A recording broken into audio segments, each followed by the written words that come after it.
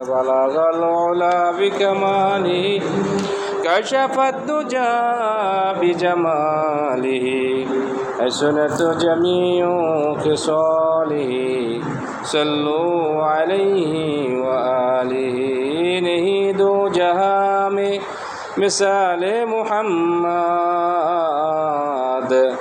جمال خدا ہے کمال محمد بلغ العلا بکماله کشف الدجى بجماله حسنت جميع خصاله صلوا عليه وآله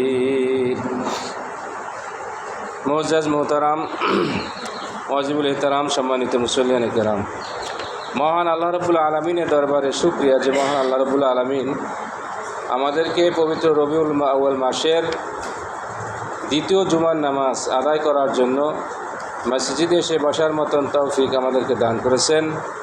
এই জন্য শুকরিয়া আদায় বলি আলহামদুলিল্লাহ। আমরা দরুদ শরীফ পড়ার আগে একটা আয়াত করি, যেমন মিলাদ পড়ার আগে ইন্নাল্লাহা ওয়া মালাইকাতাহু ইউসাল্লুনা আলান নবী ইয়া আইয়ুহাল্লাযীনা আমানু সাল্লু আলাইহি ওয়া সাল্লিমু তাসলিমা। এটার অর্থ অনেকে জানে, অনেকেই জানেন না। এর অর্থটা হলো এই, দেখেন আল্লাহ রাব্বুল আলামিন কোরআন শরীফের মধ্যে কি বলছেন আমাদের নবীর দরুদের ব্যাপারে। ইন্নাল্লাহা ওয়া মালাইকাতাহু অর্থ কি? নিশ্চয়ই ফেরেশতা। মালাকুতুন অর্থ ফেরেশতা। ইন্নাল্লাহা ওয়া মালাইকাতাহু ইউসাল্লুনা আলান নবী, নিশ্চয়ই আল্লাহ এবং ফেরেশতা। ইন্নাল্লাহ মানে নিশ্চয়ই আল্লাহ, ও মালাইকা ফেরেশতা, সল্লু মানে দরুদ শরীফ পাঠ করে। ইন্নাল্লাহ ওয়া মালাইকাতাহু ইউসাল্লুনা আলান নবী, দরুদ পড়ে কার প্রতি? আলান নবী, নবী করিম সাল্লাল্লাহু আলাইহি সাল্লামের প্রতি। চিন্তা করছেন, আল্লাহ এবং ফেরেশতারা কী করে? রাসূলের প্রতি দরুদ পাঠ করে। তাহলে আমরা কী থাকবো? বই থাকবো? আমরা কি বই থাকবো? উম্মতরা আল্লাহ নিজে এবার বলে দিচ্ছেন আলান নবী ইন্নাল্লাহা ওয়া মালাইকাতাহু ইউসাল্লুনা আলান নবী ইয়া আইয়ুহাল্লাযীনা আমানু, হে ঈমানদারগণ যারা ঈমান আমরা আনছি, ইয়া আইয়ুহাল্লাযীনা আমানু সাল্লু, তোমরা কি করো? দরুদ পাঠ করো। ইন্নাল্লাহা ওয়া মালাইকাতাহু ইউসাল্লুনা আলান নবী ইয়া আইয়ুহাল্লাযীনা আমানু সাল্লু আলাইহি ওয়া সাল্লিমু তাসলিমা। সাল্লু মানে তোমরা দরুদ পাঠ করো, আমার সিগা, এবং শুধু তারপর কী করবা? তাসলিমা, এবং সালাম দিবা। দরুদের পর কী বলছে? দরুদও পাঠ করবা, রাসূল কী করবা? সালামও দেবা। তাহলে রাসূলের প্রতি দরুদ পড়া আমাদের প্রতি আবশ্যক, সালাম দেওয়া কি আবশ্যক? কোরআন আয়াত। তাসলিমা তো কি? সালাম দেওয়া। সালাম সেলমুন থেকে সালাম, তসলিম, তোমরা রাসূলকে সালাম দাও। এই জন্য আমরা তো সালাম দিই আর দরুদও পাঠ করি। দরুদ শরীফ কেন পাঠ করি? এক নাম্বার কথা হলো আল্লাহ আমাদেরকে হুকুম দিয়েছেন, আমাদের প্রতি দরুদ পাঠ করা ফরজ। সকলের প্রতি, সকল উম্মতে মুহাম্মাদের প্রতি দরুদ পাঠ করা ফরজ। রাসূল পাক সাল্লাল্লাহু আলাইহি সাল্লাম নিজেও বলছেন, নিজেও হুকুম দিয়েছেন যে দুনিয়ার মধ্যে সবচাইতে ওই ব্যক্তি কৃপণ যে আমার নাম নেওয়ার পরে দরুদ পাঠ করে না, সবচেয়ে কৃপণ ব্যক্তি। রাসূল পাক সাল্লাল্লাহু আলাইহি সাল্লাম আরও বলছেন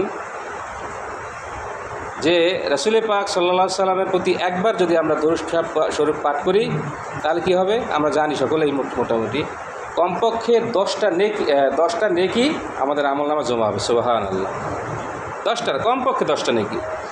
সাল্লাল্লাহু আলাইহি ওয়াসাল্লাম এই কথাটা বললেই, এই যে বললাম 10টা নেকি আমলনামা জমা হয়ে গেছে। কত সহজ!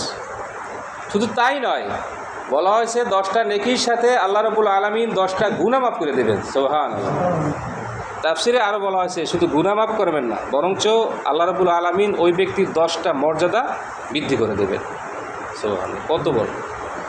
এবং বলা হয়েছে যে ব্যক্তি রাসূল পাক সাল্লাল্লাহু আলাইহি সাল্লামের প্রতি দরুদ শরীফ পাঠ করে, ফেরেশতারা পর্যন্ত আল্লাহ রাব্বুল আলামিনের কাছে তার জন্য দোয়া করে মাগফিরাতের জন্য। সুবহানাল্লাহ। তাহলে ফেরেশতারাও দোয়া তো কবুল।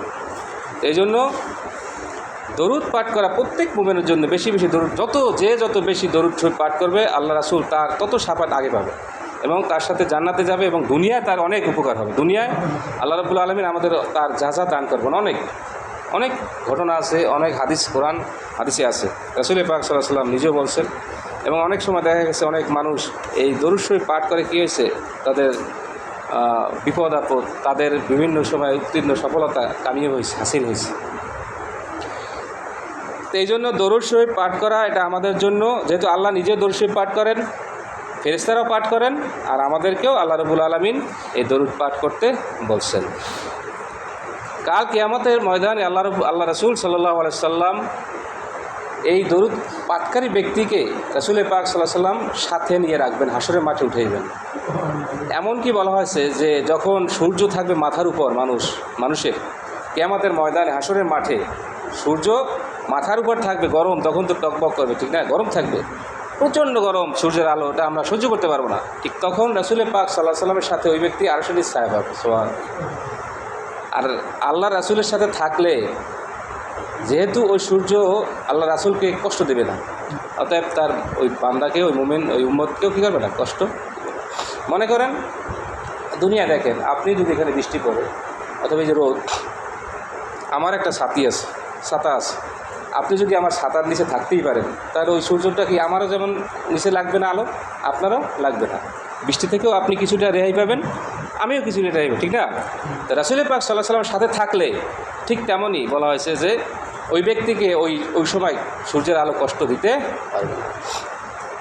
এবং রাসূল পাক সাল্লাল্লাহু আলাইহি ওয়াসাল্লাম তার জন্য সুপারিশ করে তা কী করবেন, জান্নাতে নিয়ে যাবেন।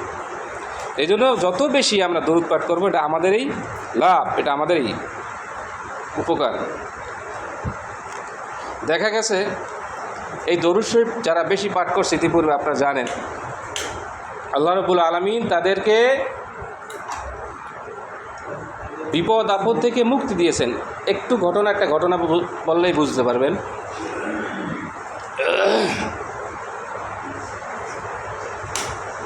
ঘটনাটা হলো এই,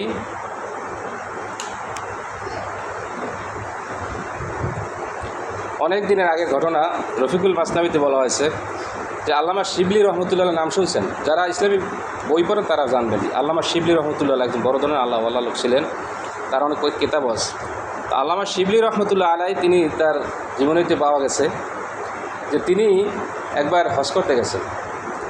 হজ করতে যাওয়ার পরে যাইয়ে দেখতেছে একটা বালক, মনে করেন 15-20 বছর বয়স, একটা বালক, তিনি হজের সময়, তওয়াফের সময় একটা দোয়া আছে, ঠিক না? আমরা পড়ি লাব্বাইক আল্লাহুম্মা লাব্বাইক, এটা পড়ে না?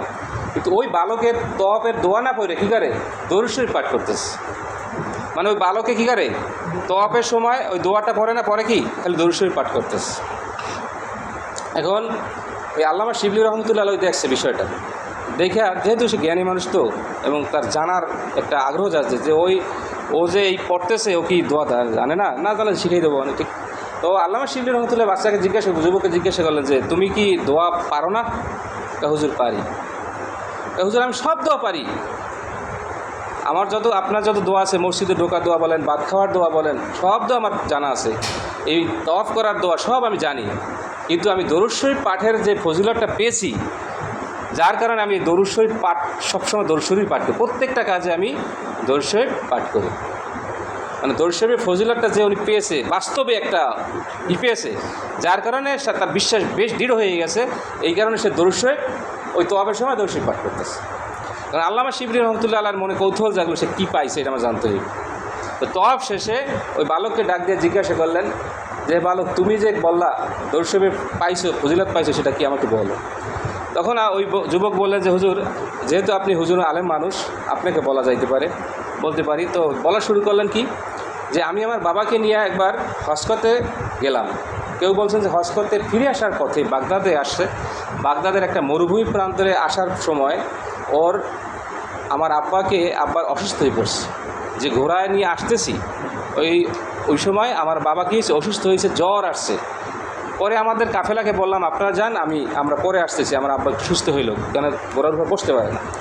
তো ওখানে তাবু গাইডে ওনার থাকছে, ওইখানে করছে, তাবু গাড়ছে, দেখা গেছে জ্বর, প্রচণ্ড জ্বর, থামতেছে না, কমতেছে না।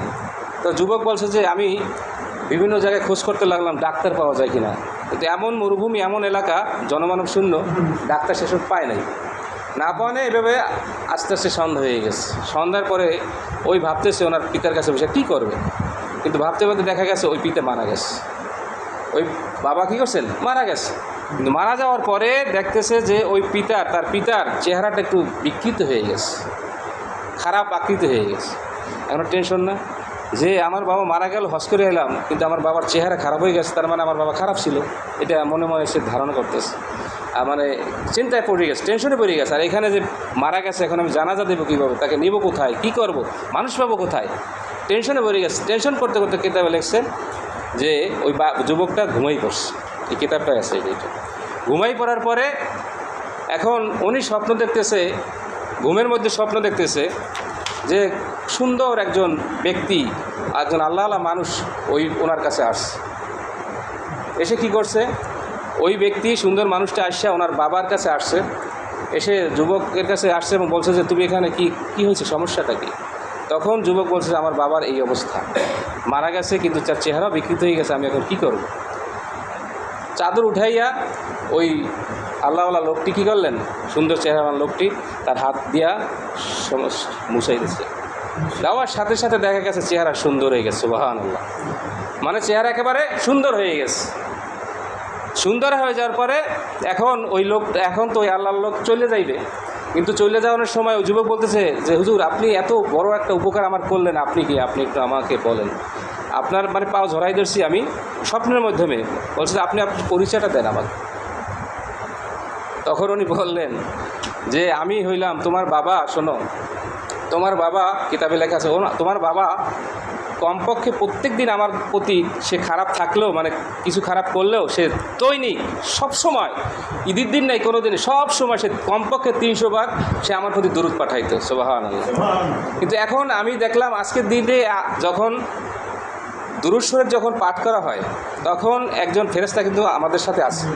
ওই ফেরেশতা রাসূল পাক সাল্লাল্লাহু আলাইহি সাল্লামকে দরুদটা পৌঁছেই দেয় যে অমুক পিতা, অমুক ছেলে, অমুক ছেলে, মানে দুজনের নাম বলা, পিতা এবং ছেলের নাম বললা রাসূলকে জানাই দেয় যে সে আপনার প্রতি কী করছে, দরুদ পাঠাইছে।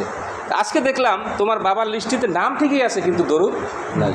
আমি ফেরেশতাকে জিজ্ঞেস করলাম, কিরে ওই লোকটার দরুদ শরীফ যে প্রত্যেক দিন আমার প্রতি দরুদ পাঠ করে, সে কই, তার না কই, সে কত আজকে পড়ে না দরুদ?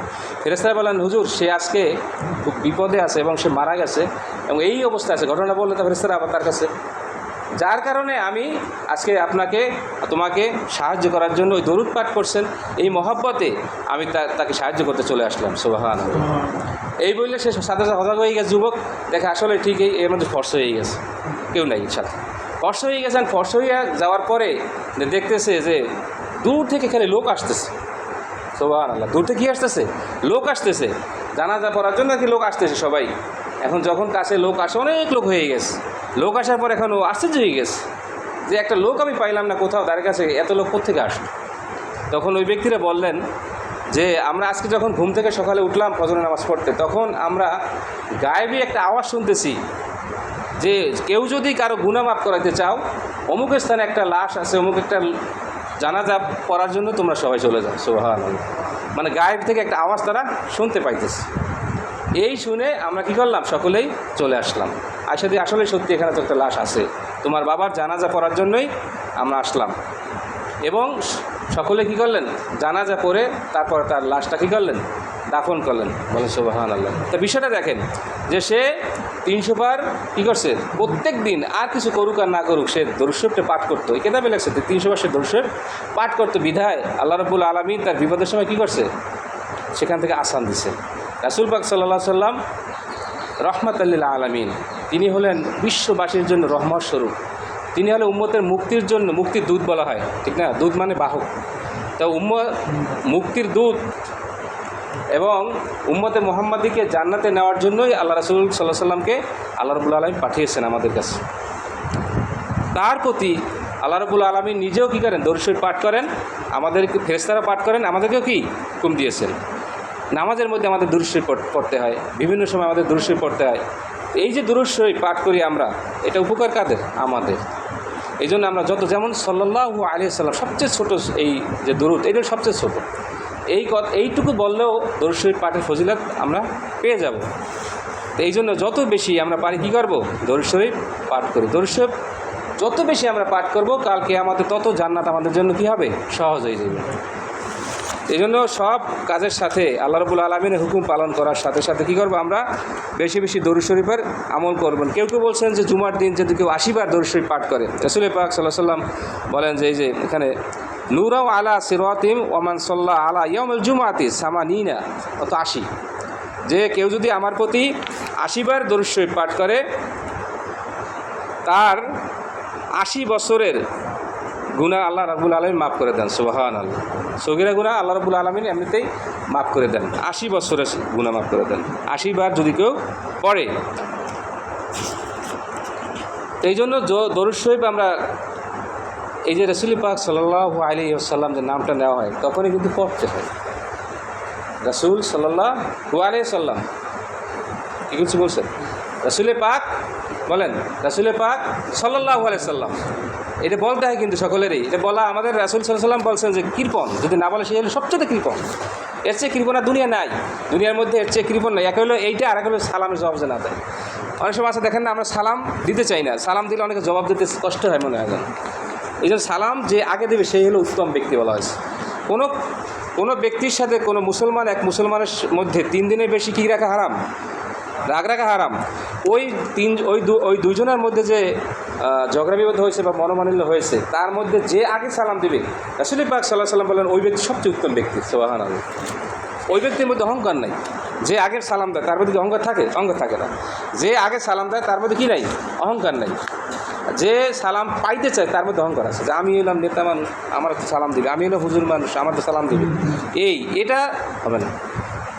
তাহলে সালামের প্রচলনটা আমাদের বেশি বেশি করা দরকার। যেমন সালাম দিলে কী হয় দেখেন, আবু বকর সিদ্দিক রাদিয়াল্লাহু তাআলা আনহু, শুনছেন মনে হয় আগে, আবু বকর সিদ্দিক রাদিয়াল্লাহু তাআলা আনহু তিনি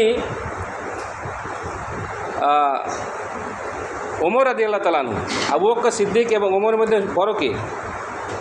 আবু বকর। আবু বকর বড়, প্রথম খলিফা না? আর আলী রাদিয়াল্লাহু আনহু শেষের খলিফা। তা আলী রাদিয়াল্লাহু আরও ছোটো। তা আলী রাদিয়াল্লাহু আনহু আবু বকরকে কী করে? সালাম দেয়। কারণ ছোটরা বড়দেরকে সালাম দেবে, এটা হলো আদব, মানে এটা সুন্নতি নিয়ম। কিন্তু শেখার জন্য বড়রা ছোটোদেরকেও দেবে। কম সংখ্যক লোক বেশি সংখ্যক লোকদের সালাম দেবে, আরোহী লোক বসা লোককে সালাম দেবে, এটা সুন্নতি নিয়ম। কিন্তু যে আগে দেবে সেটা সব বিশাল পাবে, তার জন্য অনেক সব। তা যাই হোক, আলী রাদিয়াল্লাহু তাআলা আনহু আবু বকর সিদ্দিক রাদিয়াল্লাহু তাআলা আনহুকে সবসময় সালাম দিতেন, সব সময় সালাম দিতেন। বয়সে বেশি, আলেম, বড় আলেম সেই। তো একদিন দেখা গেছে আবু বকর আলী হাইটে যাইতেছে পাশাপাশি, এখন আলী সালাম দেন। পরে কী করবে? আবু বকর সিদ্দিক বলছে আসসালামু আলাইকুম। আবু বকর কী করছে? সালাম দিয়ে দিছে। কিন্তু আবু বকরের মনে একটা হয়েছে যে ও তো আমাকে সবসময় সালাম দেয়, আজকে কেন দিল না? এটা মনের মধ্যে একটা যাচ্ছে। তো উনি যাইয়া রাসূল পাক সাল্লাল্লাহু আলাইহি ওয়াসাল্লামকে বলছে, হুজুর আলী তো আপনার আমাকে সবসময় সালাম দিত, কিন্তু আজকে কেন যেন সালাম দেয় নাই, আমি বুঝতে পারি না, কি এমনি দেয় নাই না মনে নাই কি, একটু জিজ্ঞাসা করা। তো রাসূল পাক সাল্লাল্লাহু আলাইহি ওয়াসাল্লাম তাকে ডাকলেন, ডাকে আলীকে বললেন, কিরে আলী, তোমার সে বড় না সে, তো বড়দেরকে তুমি সালাম দিবা না? তুমি তো সবসময় দাও, আজকে কেন দাও না? এখন আলী রাদিয়াল্লাহু আনহু বলছেন যে হুজুর কেন দেন শোনেন, আমি গতকালকে রাতে যখন ঘুমাইলাম, নামাজ তাহাজ্জুদ করে যখন ঘুমাইছি, তখন রাত্রে আমি স্বপ্ন দেখলাম যে আমাকে জান্নাতে নিয়ে যাওয়া হয়েছে। সুবহানাল্লাহ। জান্নাতে নিয়ে একটা সিংহাসন, এত সুন্দর একটা সিংহাসন, যে সিংহাসনটা আমাকে নিয়ে বসাইতে চাইতেছে, মানে বসাইবে। ফেরেশতারা আমাকে বলছে যে এইটা বসেন। এখন ফেরেশতারা, আমি জিজ্ঞাসা করলাম যে এইটা কী জন্য আমাকে দিতেছেন এত সম্মান? তা বলছে যে আপনি যে সকলকে আগে আগে সালাম দেন, এই জন্য আপনার জন্য আল্লাহ এটা তৈরি করে রাখছেন। সুবহানাল্লাহ। এখন আমি বললাম না, এইটার অগ্রগতির আমি না, এর অগ্রগতির আরও যারা আছে আমার মুরব্বী আবু বকর সিদ্দিক তারা পাবে। যার কারণে আমি দুনিয়ায় বসেই, মানে যখন সজাগ হয়ে গেলাম, যখন এই আবু বকরের সাথে দেখা হইলো, আমি চাইতেছি যে আবু বকর যেহেতু ওই সিংহাসনের অধিকারী উনি, আমি না, আমি হলো নগণ্য মানুষ।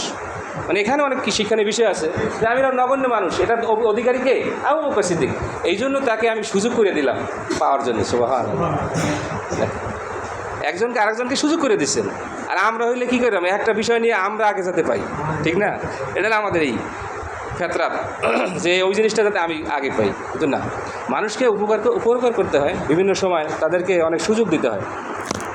যদি সুযোগ গ্রহণ করে তো ভালো, সুযোগ গ্রহণ না করলে কি তার ব্যাপার, সে কী হলো, বঞ্চিত হইল। তো যে কথা বলতেছিলাম, এই সালাম যারা না দেয় এরা হলো কি? কৃপণ সালামের উত্তর না দিলে সারা সবচেয়ে কৃপণ ব্যক্তি, এবং সালামও যারা না দেয় সবচেয়ে কৃপণ ব্যক্তি। এই জন্য সবসময় আমরা চাইব কি আগে সালাম দিতে।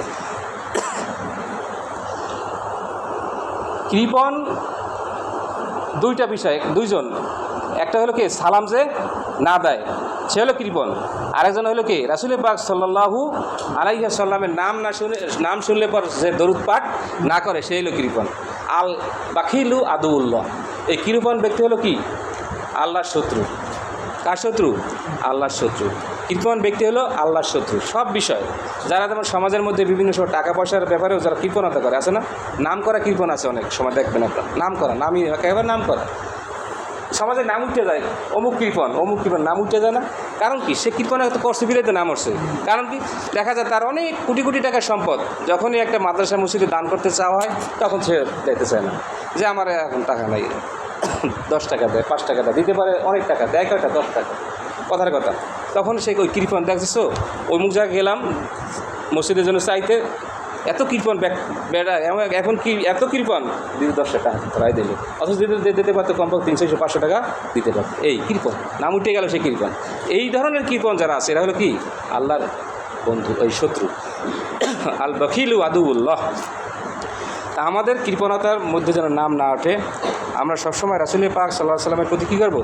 বেশি বেশি দরুদ শরীফ পাঠ করবো। যত বেশি দরুদ শরীফ পাঠ করবো আল্লাহ আমাদেরকে বিপদ থেকেও মুক্তি দেবে, সওয়াবও দান করবে। ওই যে ফজিলত 4-5টা ফজিলত বললাম, কমপক্ষে 10টা নেকি তো আল্লাহ আমার দিবে, 10টা গুনাহ মাফ করে দেবেন, 10টা রহমত দান করবেন, 10টা মর্যাদা বুলন্দ করে দেবেন। এমনকি ফেরেশতারা তার মুক্তির জন্য, মাগফিরাতের জন্য আল্লাহর কাছে দোয়া করতে থাকবে।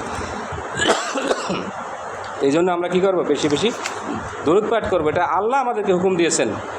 দরুদ পাঠ করার হুকুমটা কে দিয়েছেন? আল্লাহ বলছেন। আল্লাহ কোরআন শরীফের মধ্যে আমরা সব সময় পড়ি, ইন্নাল্লাহা ওয়া মালাইকাতাহু ইউসাল্লুনা আলান নবী ইয়া আইয়ুহাল্লাযীনা আমানু সাল্লু আলাইহি ওয়া সাল্লিমু তাসলিমা। কোনো ভালো কাজ যদি আমরা করি, ধরেন এই যে নামাজ পড়তেছি বা ওয়াজ মাহফিল করতেছি, মিলাদের একটা অনুষ্ঠান করলাম, যত ভালো কাজ করি আল্লাহ রাসূল সাল্লাল্লাহু আলাইহি ওয়াসাল্লাম বলছেন ওই ভালো কাজটা ততক্ষণ পর্যন্ত আল্লাহর আরশে পৌঁছবে না, আল্লাহর কাছে পৌঁছবে না যতক্ষণ না কী করবে সে দরুদ শরীফ ওর মধ্যে না পড়ে। কথা বলছেন? ঝুলন্ত অবস্থা থাকে, আসমানে ঝুলন্ত অবস্থা থাকে। যখনই ওই ব্যক্তি দরুদ শরীফ পাঠ করে ওই অনুষ্ঠানে বা ওই নিজে, তখনই আল্লাহ রাব্বুল আলামিনের কাছে ওইটা পৌঁছে যায়। সুবহানাল্লাহ। অন্যথায় কিন্তু ওইটা আল্লাহর কাছে যায় না। এই জন্য দরুদ শরীফ পাঠ সবসময় আমরা করবে, যে নামাজে আমরা দরুদ শরীফ পাঠ করি, যার কারণে আমাদের নামাজটা কবুল হয়ে গেল, আল্লাহর কাছে পৌঁছে গেল। দরুদ শরীফ যদিও দরুদ শরীফটা আল্লাহ রাব্বুল আলামিন মানে নামাজের মধ্যে পড়াটা ফরজ করে দেয় নাই, যদিও সুন্নত রাখা হয়েছে, না পড়লেও নামাজটা হবে, কিন্তু ওই যে ঝুলন্ত অবস্থা থাকবে, কবুল হওয়ার সম্ভাবনা কম। এই জন্য নামাজের মধ্যে আত্মাহিদুর পরে দরুদ শরীফ পাঠ করতে হয়, ঠিক না? যখন দরুদ শরীফ পাঠ করবো আল্লাহ রাব্বুল আলামিন এটা কবুল করবেন। এই হলো আজকে আলোচনা। যেহেতু ঈদে মিলাদুন্নবীর মাস, গত জুমায় তার সৃষ্টি বিষয় নিয়ে আলাপ করছিলাম শুরু থেকে, আর আজকে দরুদ শরীফ পাঠ সম্পর্কে আলোচনা হইল। মূল কথা একটাই, আল্লাহ রাব্বুল আলামিন আমাদেরকে হুকুম দিয়েছেন দরুদ শরীফ পাঠ করার জন্য। এটা আমরা একটু পাঠ করব, আমাদের নিজের গুনাহ মাফের জন্য পাঠ করব, ফজিলতের জন্য পাঠ করব এবং রহমতের জন্য, নেক পাওয়ার জন্য আমরা দরুদ শরীফ বেশি বেশি পাঠ করব। তাহলে দেখা যাবে আল্লাহ রাব্বুল আলামিন আমাদেরকে কৃপণতা থেকে নাম উঠিয়ে নেবেন এবং রাসূল পাক সাল্লাল্লাহু আলাইহি ওয়াসাল্লাম আমাদেরকে কী করবেন?